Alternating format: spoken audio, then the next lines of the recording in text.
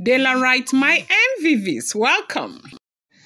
They said it was, 12:08 midnight that, the palace of the Ooni of Ife had. All they were hitting. That is the gate. The gate was pounding. When the security guards came out, it was gospel. Gospel was crying. Gospel was crying. And behind her was another small car. She carried her Kia Jeep, her white Kia Jeep. That was what she used. She entered it and ran into the palace to come and knock. But behind her was, her brother who had driven the auntie in a car, in a Toyota Corolla car behind her. They were driving behind her to be sure that she was safe. They came and they were hitting. She was hitting. She wanted to see Kabiyesi. She wanted to talk. They said security guards, they were shocked. What is going on? What is going on? The aunt now said, that woman that is like the mother who is taking care of her children, now said she does not know that Gospel just got up and screamed. And screamed. Everybody, as a matter of fact, she was screaming upstairs and running downstairs. And others started running after her because they were shocked. They didn't even know what had happened to Gospel. And she ran straight to her car to go and, drive to the palace to go and meet with the Ooni of Ife. Nothing, like nothing happened. They said, they fear. Now at the gate, they were trying to reach the chief. It's not the chief security. The chief security was trying to call inside the palace to get authorization from the Ooni of Ife so that she can come in. Remember that is the full moon ritual, and Kabiyesi does not want them inside until after the full moon ritual. They can come during the day and do whatever they want to do. And they said this thing started before that. The other time she was sleeping in that same.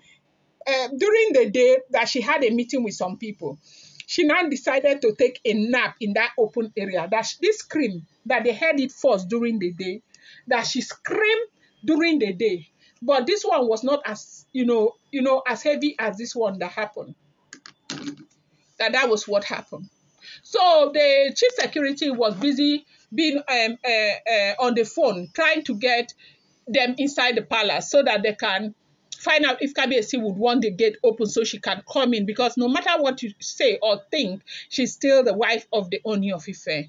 That the mother, that woman was crying, and the brother was just so agitated over what had happened. He said she was shouting, they are chasing me, oh, they are chasing me, oh, open the gate. I can't breathe. I can't breathe. I can't breathe. I can't be queen. I can't be queen. I can't breathe.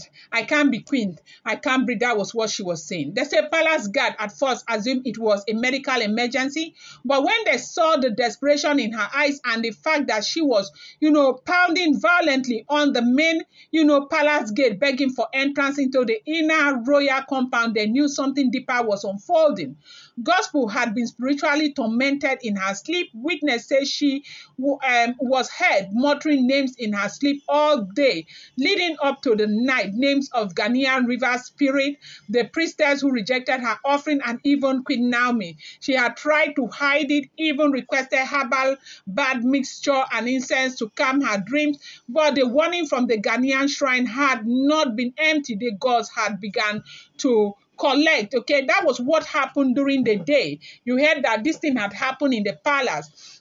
She came back the other day. She went to the palace. This did not happen that day. It happened the night. Okay, after she left the palace and went home, this thing happened. They say earlier that night, Gospel reportedly locked herself in her room, lit candles, and stared into the mirror for nearly an hour. She was seen mumbling and shaking her head until finally she let out a scream okay, that she screamed out of her room. She ran towards the main gate screaming and all of that. That it was like not a good sight at all that happened.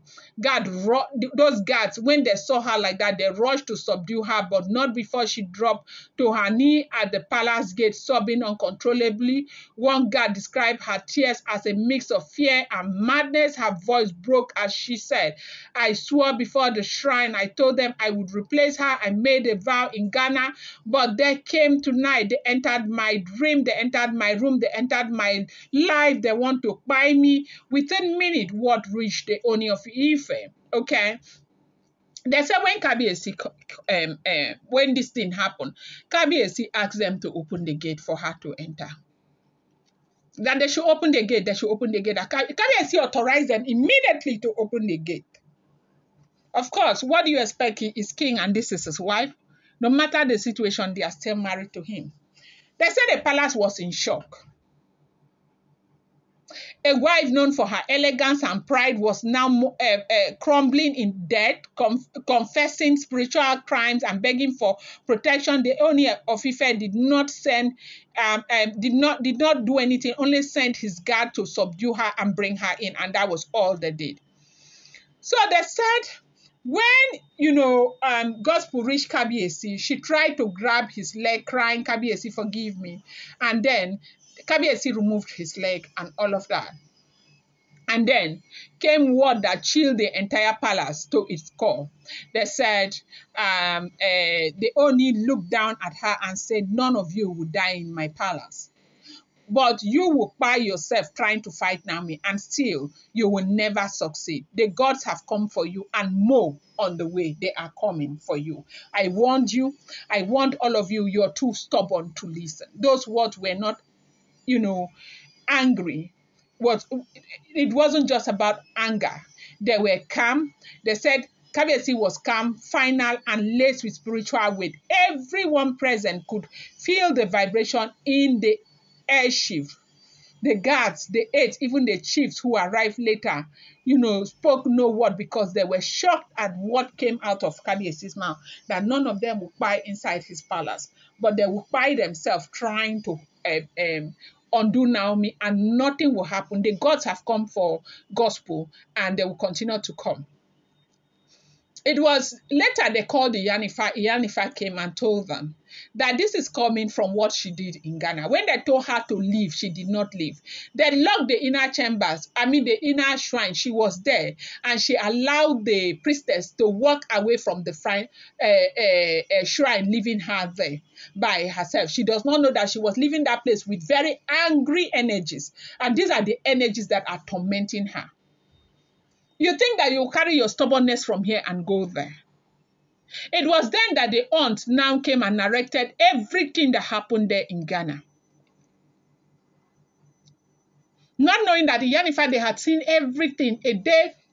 In fact, while she was in Ghana, Iyanifa, they saw everything. They have warned them again.